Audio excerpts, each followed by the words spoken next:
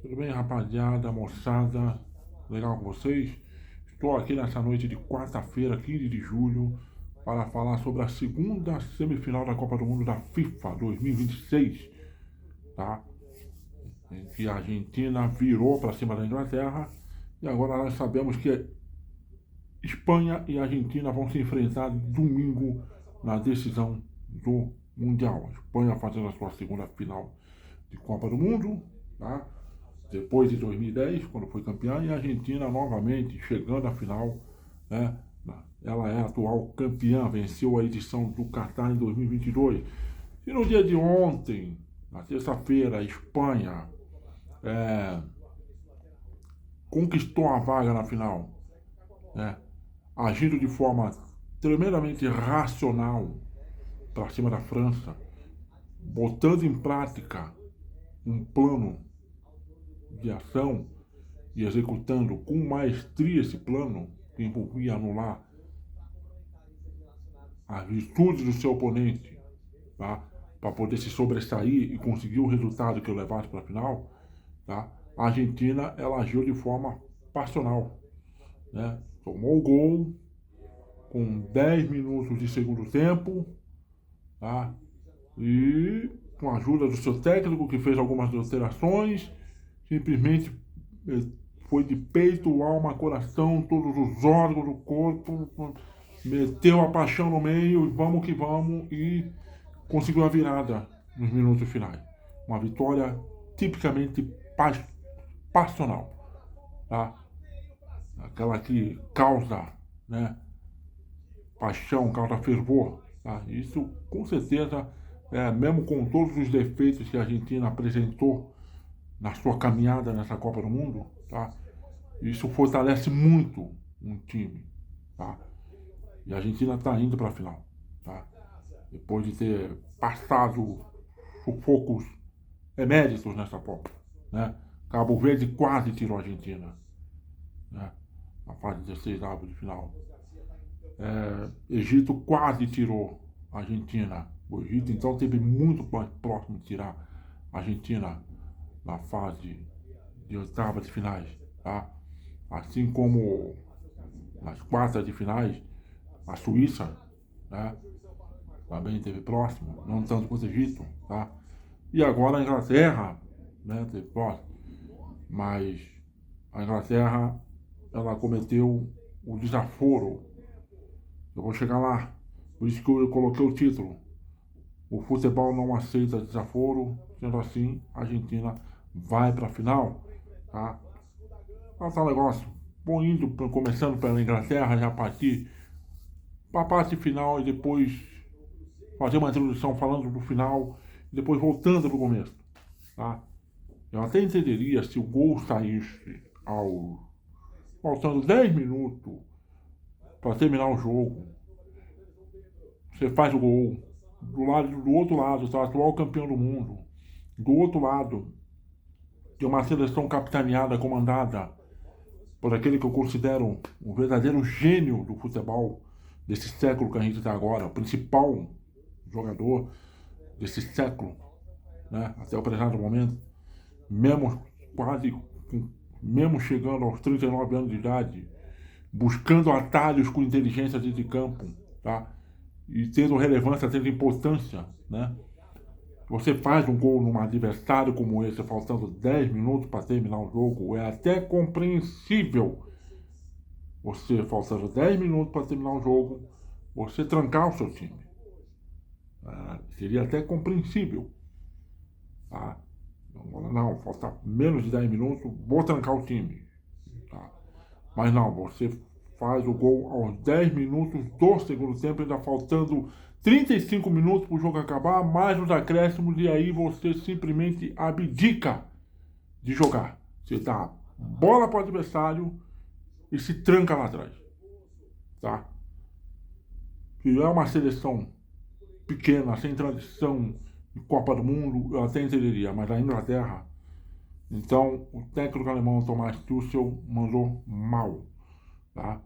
E essa desclassificação da Inglaterra será muito debitada na conta dele, eu não tenho dúvida alguma disso, tá certo? É isso, tá? Do outro lado, você tem um técnico que já está há 8 anos no comando, né? E junto com esse técnico você teve o camisa 10, o principal jogador,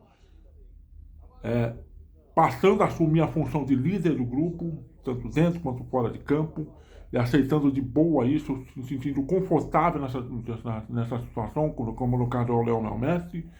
Tá? E aí, no meio disso, tá? Antes daquela importantíssima conquista de Copa América de 2021 no Maracanã para cima do Brasil, alguns meses antes, 6, 7 meses antes, o grande ídolo morre, foi no caso do Maradona, né, que Maradona em vida não pôde ver a retomada da Argentina, as conquistas, né? E aí ganha a Copa América no Maracanã para cima do Brasil. Ano seguinte, 2022, vai para o Catar, tá? Perde a primeira partida, mas dá a volta por cima, é campeão, tá? E agora, certo? Volta a uma final de Copa do Mundo 3 anos e meio depois, tá? Ou seja, do lado da Argentina, uma mentalidade vencedora, tá? Uma mentalidade de campeão, tá? Jogadores que incorporaram esse espírito e leva isso a campo. Em campo você também vê uma simbiose fantástica, maravilhosa entre torcida e atletas dentro de campo, né? Porque a torcida argentina em arquibancadas de Copa do Mundo é um negócio, é um espetáculo à parte, tá certo? Enfim, é isso, tá? É uma geração, estou falando isso agora, antes da final, porque é bonito falar quando ganha o título. Vamos falar antes da final, tá? É uma geração de jogadores que historiadores lá na frente, na hora que colocar em livros, ou sabe-se lá qual mídia que vai ser inventada para isso, esses jogadores vão ser colocados num patamar elevadíssimo, porque realmente são vencedores com a camisa da seleção do seu país, tá certo? Mas vamos lá, diretamente ao jogo de hoje, tá? Eu no dia de ontem, quando eu até cheguei a conversar com alguns amigos de rede social e tal, até falei, né, olha, pensei, né, a Argentina, ela, nos segundos tempos dos jogos, ela dá um sinal de queda de rendimento físico, tá? Porque 16, 17 desses jogadores estiveram 3 anos e meio disputando no Catar, então já estão numa condição de idade, físico, que já não estão, já não é mais a mesma coisa. Então, a Inglaterra, Cabo Verde foi uma seleção que mostrou isso, tá? Provou isso para a Argentina, um caminho para derrotar a Argentina. Egito mostrou isso também, né? Se bem que, contra o Egito, na minha opinião, a virada foi até verdadeiramente épica, mais essa do que essa, porque faltava 10 minutos para terminar o jogo, 2-0 contra. Os caras em 10 minutos foram lá e viraram o jogo, tá? Suíça também mostrou isso, né? Segundo tempo, a Argentina tem uma queda física, um time que não gosta, né, de correr contra o gol, tá? Procura evitar uma situação dessa, porque tem jogadores ali que não vai chegar, né? Dependendo de quem enfrentar na corrida, não chega, tá? Mas com tudo isso, né, o Lionel Scaloni, o técnico, me surpreendeu, tá? Porque o Lionel Scaloni mostrou que ele tem plena conhecimento e confiança no elenco que ele convocou, tá? Diferente do Thomas Tuchel, que parece que na hora que precisou não confiou tanto, tá? Preferiu se trancar todinho lá atrás, tá? Ao invés de explorar essa deficiência, né? Principalmente no segundo tempo, quando a Argentina teve que buscar o resultado, ela se expôs completamente, tá? E alguns dos adversários que enfrentaram a Argentina nessa Copa do Mundo explorou essa exposição que a Argentina ofereceu, tá? Infelizmente não foram bem sucedidos, senão a Argentina não teria chego à semifinal, mas a Inglaterra poderia ter tirado proveito disso, mas não tirou, né? E sem falar que a Inglaterra, desde que eu me dou pela existência do futebol, vi grandes jogadores vestirem a camisa da seleção inglesa, mas é uma seleção do quase. Quando parece que vai chegar, não chega. Olha, parece que agora vai. Parece que agora a Inglaterra vai conquistar algo importante, significativo. Não, não chega. Sempre foi uma seleção do quase, né? Então lá, final dos anos 80, início dos anos 90, vi Gary Lineker, vi Paul Scholes, vi Alan Shearer, nada. Aí, na final dos anos 90, veio a geração do David Beckham, junto com Michael Owen, também nada. Aí, no término da geração do David Beckham, com o começo da geração muitíssimo boa, de Frank Lampard, Steve Gerrard, Ashley Cole, Paul Scholes, né? Nada também. Aí termina a geração do Steve Gerrard, do Frank Lampard ali na metade dos anos 2010, vem a geração do Harry Kane. Agora está começando a geração do Jude Bellingham. Bons jogadores, ótimos jogadores, mais nada. Tá? A Inglaterra, inclusive, 4 anos atrás, 2021, 5 anos atrás, perdeu uma final de Eurocopa em casa para a Itália, quando era franca favorita ao título. Perdeu nos pênaltis. A Itália buscou um empate no final e levou o jogo para a prorrogação e foi para pênalti. Enfim, a Inglaterra é uma seleção do quase. Tá? Mas vamos lá, o Lionel Scaloni ele surpreendeu porque ele mudou, ele fez uma alteração no time, tá? E ele mudou o posicionamento tático do time, tá certo? Então, não jogou naquele tradicional esquema que ele vinha jogando, tá? Deixa eu ver aqui contra a Suíça, por exemplo, tá? Ele montou o esquema ali de 4-1-3-2, né? Com o Messi sendo o companheiro de ataque, hora era o Júlio Álvares, hora era o Lautaro Martinez, né? Enfim, não. Para esse jogo ele mudou, tá? Ele montou um esquema de 4-2, ele montou o esquema de 4-1, mas com um falso losango ali no meio de campo, tá? Ele tirou o Depou para colocar o filho do Simeone, tá, no time, tá? O Giuliano Simeone, tá? É o técnico Simeone, técnico do Atlético de Madrid, o Giuliano joga lá no Atlético de Madrid, então ele fez ali, ele montou a linha de zaga ali, praticamente a mesma, Molina, Romero, Martinez e Tagliafico, né? Com o Emiliano Martinez no gol, tá? E aí no meio, tá? Ele montou ali um falso losango, né? Deixou o Paredes como primeiro homem no meio de campo. Aí do lado direito o Enzo Fernandes, né? Do lado esquerdo o McAllister, o Messi ali na posição falso 9, tá? Aí puxou o Júnior Álvares para a ponta esquerda e deixou o filho do Simeone, tá? O Giuliano na ponta direita. Então ele surpreendeu a Inglaterra desse jeito porque a Inglaterra veio basicamente com um time que derrotou a Noruega, não vi tantas mudanças assim, tá? Talvez montou o time no 4-2-3-1, né? E deixa eu só dar uma olhada na escalação da Inglaterra aqui, tá?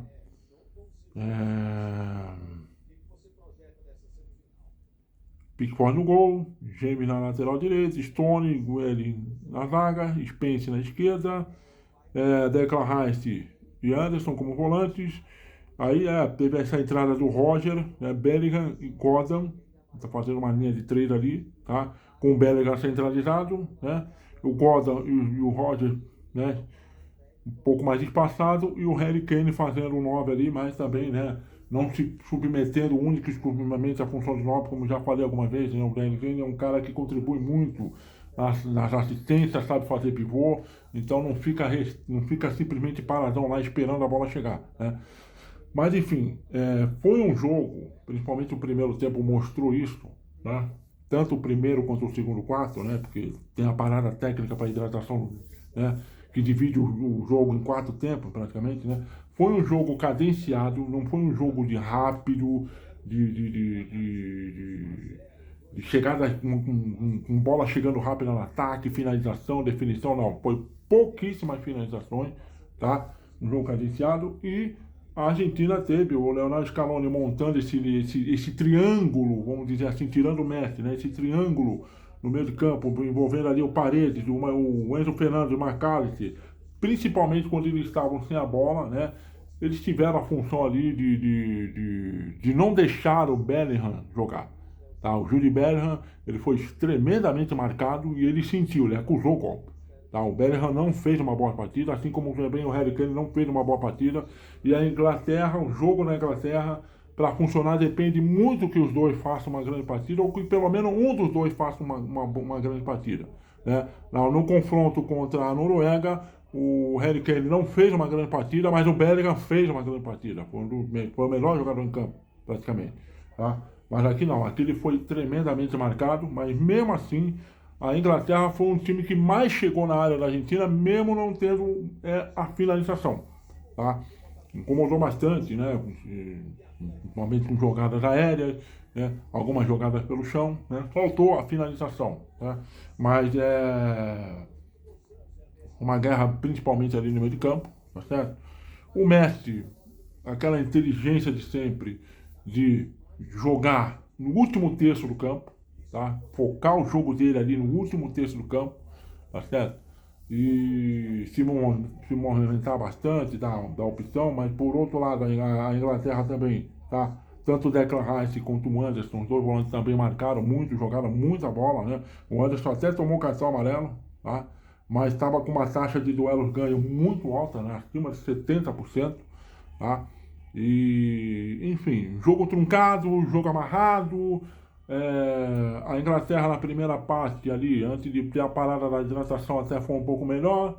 Depois, na segunda parte do segundo tempo, do primeiro tempo, vamos dizer assim, a Argentina teve mais ações, tá? E a real chance de gol foi um chute de fora da área do Enzo Fernandes, tá?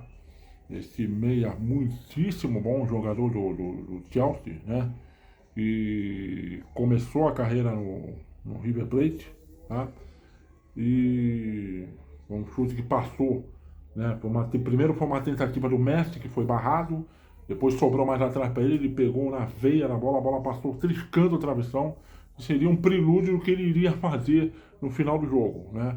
Então o primeiro tempo terminou dessa maneira, um jogo bastante amarrado, bastante truncado, né? Não foi um jogo que descambou para a violência, né? Mas se bem que Argentina e Inglaterra têm um histórico de confrontos ali, vamos dizer assim, acirrado em Copas do Mundo no final principalmente ali nas Copas, envolvendo as Copas do Mundo de 98 na França e 2002, né? No Japão e na Coreia, né? Mas esse jogo aqui, de boa, não teve nada acirrado assim, tá? E foi um primeiro tempo em que a Argentina teve mais posse de bola do que até a própria Inglaterra, principalmente pela segunda parte do primeiro tempo, né? Sabe? E controlou, teve um pouco mais da posse, controlou mais o jogo, né? Tá? O McAllister jogando bem, o Enzo Fernandes jogando bem, o Leandro Paredes também jogando muitíssimo bem, tá? O meio de campo da Argentina que começou a dominar as ações, né? E isso foi para o segundo tempo, normalmente no começo do segundo tempo, né? A Argentina começou muitíssimo bem ali, aí passou a Argentina a ficar mais próxima da área da Inglaterra, tá? Entendeu? Então, inclusive o Lisandro Martinez, o zagueiro, no final do primeiro tempo também tomou um cartão amarelo, né? Mas tudo bem, não está fora da decisão, tá? E aí, com 10 minutos de segundo tempo, né? Como a Argentina estava melhor no jogo, comandando mais as ações, tá? A Inglaterra conseguiu achar o seu gol, tá? Ela, mais uma vez, é uma participação bastante significativa do Harry Kane, tá? Ele fez um lançamento do seu campo de defesa lá para frente, né? A bola foi mal rebatida pela zaga argentina, né? E aí o Declan Rice tocou para o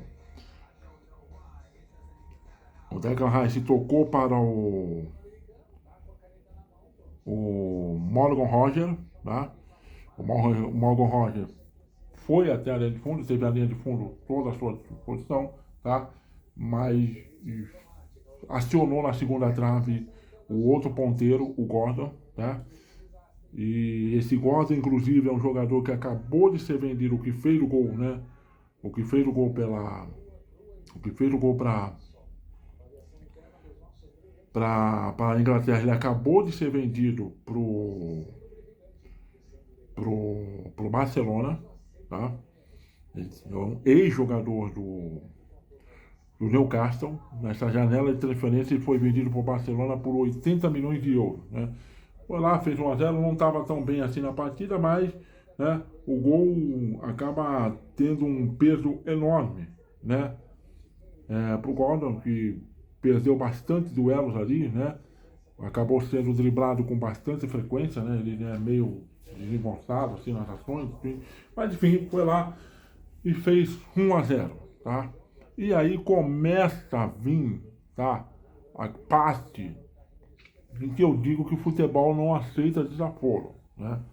O... A Argentina aparentemente não acusou tanto golpe assim, porque logo em seguida, na saída de bola, né, o, o Simeone, tá, ele teve uma chance de empatar, né, uma jogada até inclusive de contra-ataque, uma roubada de bola intermediária, né, ele recebeu um passe em velocidade, mas ele não é um jogador veloz, ele não é um jogador rápido, não tem explosão, né, e também não tem o drible, né, então tá ali, tava mais, né, ele é mais meia, vamos dizer assim, do que exatamente ponta, né, e aí deu tempo da, da zaga inglesa cortar, né, o chute dele, tá? Principalmente porque o Spence chegou no carrinho providencial, travou ele ali na área lá, bonito, e mandou a bola para escanteio, né? E aí a Argentina, e aí o Leonel Scaloni, né, o técnico argentino, tá? Ele foi por tudo ou nada, né? Principalmente após a parada ali da hidratação, né? A primeira alteração que ele fez foi a tirada, tá? Do, do, do Leandro Paredes, do primeiro homem no meio de campo, marcação para colocar o Nico Gonzalez, um ponta, né? Tá certo? E aí ele foi reestruturando, reorganizando taticamente o time, né? O Leandro Gonzalez numa bola levantada na área, numa cabeçada certeira, que eu, na hora que saiu, a cabeçada saiu, eu falei, pronto, empatou o gol. Não, o Pickford, goleiro argentino no chão, fez uma baita defesa, o goleiro inglês, o Pickford, defesaça, tá? E aí o Thomas Tuchel, do outro lado, ele começou a trancar o time, né? Ele tirou o cara que fez o gol, o Gordon, o Anthony Gordon, para a entrada do Eze Konsa, tá? Que é defensor, que é zagueiro, tá certo?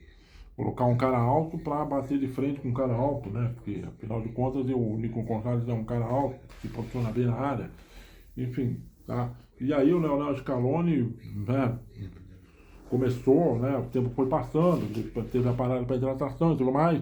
O Leonel Scaloni veio com mais outras alterações, né? Numa sacada só, ele colocou o Depou no lugar do Simeone, tá? Ele colocou fez a troca dos dois laterais, o lateral direito para o outro lateral direito, o Montiel tirou o Molina, que saiu jogando para colocar o Montiel, que vem com o Montiel tem mais chegada à frente do que o próprio Molina, tá? Tirou, né, tirou inclusive um bom zagueiro, o Lisandro Martins, para colocar o Otamendi, né, talvez, né, o Otamendi joga muito de lateral, mas também faz a função do zagueiro, talvez pensando na bola, principalmente na bola aérea também, né, para se juntar os outros dois aí, tá? E aí a entrada do Depou, deixou o Depou fazendo a função do que o Leandro Paredes vinha fazendo pro Nico Gonzalez ficar mais à vontade lá na frente, né? Então ele foi mexendo, ele foi reorganizando o time taticamente, tá? E a resposta imediata do, do,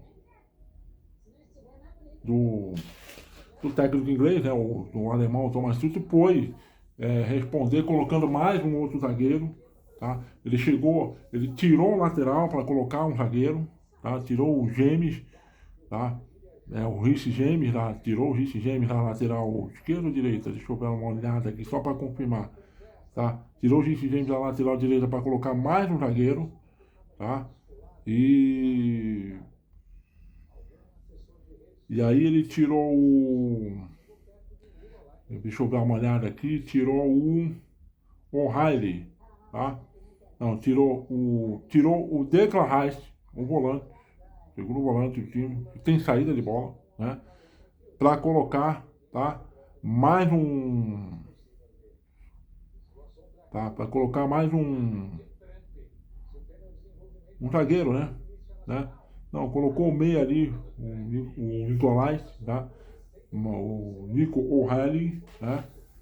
É um cara alto, tá certo? Ou seja, ele montou uma linha de 5 defensores ali, tá? Que não tem saída de bola, tá? E colocou mais um volante de contenção, tá?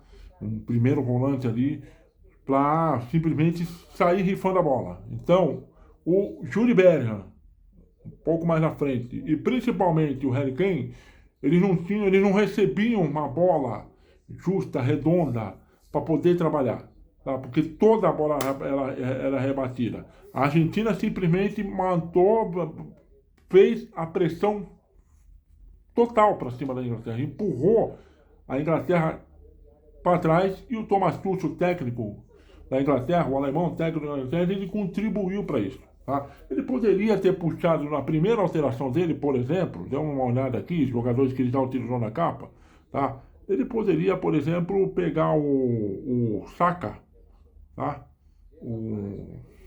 Tá? O jogador Bukayo Saka, tá? Jogador do Arsenal, tá? E já jogou como ponta, tem bom arranque, tá? Ou seja, ele poderia arranjar uma válvula de escape, tá?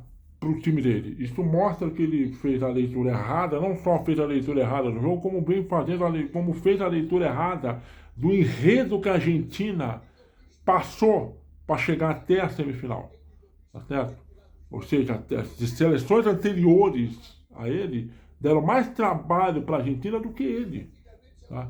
Porque o Thomas Tuchel simplesmente não fez a leitura correta, tá? Não, cara, não, ainda tem bastante jogo para acontecer. Por que eu vou fazer a minha primeira operação em termos defensivos? Não, deixa eu colocar um fôlego aqui, sabe? Quem sabe a dar uma contribuição, dar uma ajuda pro Bellingham, principalmente o Bellingham, que foi um jogador muito apagado no jogo, não conseguiu jogar, né? Foi impedido de jogar, né? Ou seja, poderia pensar em substituições que de repente não só aquele substituto desse uma contribuição para o time não ficar preso lá atrás, mas que possibilitasse, tá? Potencializar virtudes de quem já estava em campo. Mas não. O técnico, o Thomas Tuchel, ele simplesmente trancou, chamou a Argentina para cima, e a Argentina montou um sufoco ali, principalmente nas bolas aéreas. Não adiantou nada ter uma linha de 5 defensores ali, que a bola aérea era sempre ganha pela Argentina, né? O McAllister cabeceou uma bola na trave, tá certo? O Enzo Fernandes começou a dar chutes perigosos de fora da área, que exigiu uma boa defesa do goleiro do Pickford, né, o goleiro da Inglaterra. E aí chegou aos 40 minutos do segundo tempo da prorrogação, foi isso? Deixa eu dar uma olhada aqui. Chegou aos 40 minutos do segundo tempo da prorrogação, a Argentina empatou o jogo. Foi isso que aconteceu, né? O empate foi no minuto 85, faltando 5 minutos para terminar o tempo regulamentar, ou seja, aos 40 minutos, né? Uma cobrança de escanteio curta do Messi, né? O Messi tocou a bola para o gol. E sem falar que antes de sair o gol de empate, tá? Ou foi depois do gol de empate? Deixa eu ver aqui. Antes de sair o gol de empate, ele tirou, tá? O Tagliafico, o lateral, para colocar o Lautaro Martinez. Então ele reconfigurou taticamente o time, tá certo? Ele tirou o Julián Álvares da ponta para ficarem por dentro, junto com o Lautaro Martinez, tá? O Messi fazendo uma espécie de pivô ali dos dois, tá? O Messi saindo só um pouquinho da área, mas sendo ali, fazendo ali, né? O pivô dos dois. O Messi teria um papel fundamental nos dois gols, tá? E isso, né? Praticamente só ficou com o lateral direito de ofício, tá? O Depou e o Enzo Fernandes, né? Fechando o Ferrolho ali por fora da área, junto com o McAllister, tá? E pressão para cima. O Scaloni foi para cima com tudo. E o gol saiu aos 40 minutos do segundo tempo. Estou falando, o Messi comprou um escanteio curto com o Depou, recebeu de volta, tá? E aí o Messi, a Inglaterra toda recuada, todo mundo lá dentro da área, tocou no Enzo Martinez, no Enzo Fernandes, né? O Enzo Fernandes na meia-lua acertou um bonito chute, a bola até fez um certo efeito, foi uma bola que veio ali na linha do ombro do goleiro, mas no meu entender, na minha opinião, o Pickford, o goleiro inglês, ele demorou uma fração de segundo para ir na bola. Foi um golaço? Foi. Tá? Mas eu acho que o goleiro, na minha opinião, ele cometeu uma falha. Ele cometeu falha na reação dele. Acho que a reação dele ao chute do Enzo Fernandes demorou uma certa fração de segundo. Tá? Porque, na minha opinião, se ele espalma essa bola, era a defesa do jogo. Poderia te dizer que seria a defesa da classificação. Né? Aí tomou gol, tal, ficou puto, deu soco no chão, e aí empatou. Aí a torcida argentina inflamou, né? Veio com tudo do time da firma. Aliás, o jogo, acho que eu não cheguei a dizer, o jogo foi disputado em Atlanta, no estado da Geórgia, né? A casa lá do Atlanta Hawks, time da franquia americana, da NFL. E aí, pronto. E aí, simplesmente, faltava ainda 2 alterações para ele fazer, né? Até comentei com os amigos meus, olha, ele cagou com o time. Ele tem 2 alterações para fazer, então ele reza, acho que o árbitro deu 9 minutos de acréscimo, tá? Reza para terminar 1-1, levar na prorrogação, dar um respiro e ver se faz alguma. E ver se essas 2 substituições que ele já tem para fazer, ele consegue ajeitar o time, porque está todo desmembrado, está todo na linha defensiva, tá? Está chamando a Argentina para frente, tá? E aí, tanto que a Argentina massacrou, saiu o segundo gol, né? O McAllister se chutou de fora da área, a bola rebateu na trave, o Messi ganhou a dividida na lateral do campo, tá? E aí o Messi deu a sua segunda assistência para gol, porque ele não procurou ninguém, ele buscou a linha de fundo, de pé direito, no pé não dominante, ele ergueu a bola na segunda trave para o Lautaro Martinez, entre 2 defensores, cabecear e fazer o gol da virada e praticamente o gol da classificação. Tá? O gol que, sabe, leva a Argentina para a final. Tá? E é o tal negócio, né? Praticamente, quando saiu o segundo gol, matou, não tinha nada que a Inglaterra pudesse fazer moralmente, né? Foi o gol que destruiu, né? Acabou, foi o gol que saiu no minuto, saiu no minuto 92, tá certo? Tudo bem que ainda tinha mais 2 jogos, 7 minutos para rolar pela frente, mas, sabe, fiquei sabendo que antes de sair o gol, ele estava providenciando, o Thomas Tuchel estava providenciando a entrada do atacante Marcus Rashford, do Manchester United, tá? Mas aí o Anthony Gordon fez o gol e ele mudou de ideia, né? Aí no final ele colocou o Túnez, colocou o próprio Marcus Rashford, colocou o Ivan Túnez, né? Que joga na Liga Árabe, né? Mas aí já era, não aconteceu nada, só ficou fazendo chuveirinho na área, e pouco produtivo, e aí no apito final, a Argentina com méritos, tá? Avança para a final da Copa, tá certo? Com méritos, porque, eu falei, né? Jogadores que têm uma mentalidade de campeão, tá? Um grupo de jogadores junto com a comissão técnica que criaram uma bolha ali, tá? Entre eles, tá? Não tem zona, não tem bagunça, não tem nada de fora interferindo ali, tá? Na concentração, no vestiário, é tudo feito do jeito que a comissão técnica de jogadores acham que deve ser feito, tá?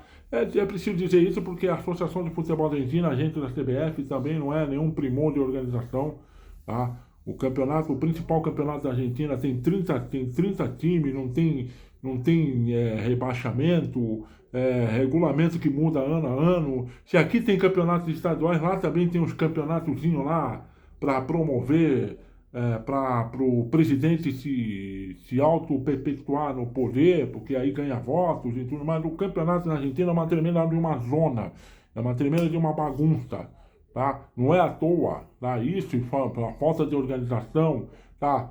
A pouca atratividade financeira, e isso não é à toa porque os times brasileiros, na Libertadores, a Argentina não ganha título desde 2018 com o River Plate, né? E toma pau dos brasileiros na Libertadores, tá? Não é à toa, tá? Mas em termos de seleção argentina, essa comissão técnica e esses jogadores estão honrando o manto, a tradição, tá? E vão para mais uma final, tá? De parabéns, Argentina, tá? Simplesmente é o que me resta dizer. Parabéns. E não tive o privilégio de ver o Pelé jogar, mas estou tendo o privilégio de ver o Lionel Messi, né? Eu pensei que na Copa do Mundo anterior, do Catar, seria a última dança dele, mas não, ele conseguiu recuperar o fôlego para estar nessa. Até achei que ele seria um jogador basicamente para entrar em segundo tempo ou para jogar com minutagem controlada, não, ele está aguentando a carga de 90 minutos porque se recriou na maneira de se movimentar, de se locomover no campo e está dando certo, é um dos artilheiros, pode terminar aí como artilheiro da Copa, né? Vai depender muito do que o Mbappé consiga fazer no sábado na decisão de terceiro e quarto, França e Inglaterra, tá certo? E é isso. Agora é esperar o domingo para ver o que vai acontecer nessa final Espanha e Argentina. Na minha opinião, vai ser um jogo tão cadenciado quanto o jogo de hoje, porque também são duas seleções, Espanha e Argentina, que não tem essa proposta de querer fazer ligação rápida e tudo mais. Vai ser um jogo tático, cerebral, vai ser o jogo de quem errar menos leva. Tá? Vai ser interessante ver Lamine Yamal de um lado, Lionel Messi do outro, se enfrentando nessa final. Tá certo? Eu tenho que encerrar aqui porque o vídeo vai ficar muito grande, aí vai ficar duro para postar, tá certo? E até a próxima. Eu que sou torcedor do Santos, amanhã tem o Santos jogando de volta pelo Campeonato Brasileiro. Vou fazer um vídeo pós-jogo aqui, tá? E vou fazer o vídeo de terceiro e quarto, França e Inglaterra e com certeza a final também, tá?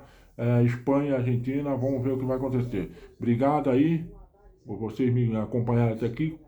Caso curta o vídeo, dá um joinha aí, me ajuda. E se gostar a ponto de compartilhar, compartilhe, tá certo? Um grande abraço para vocês e até a próxima.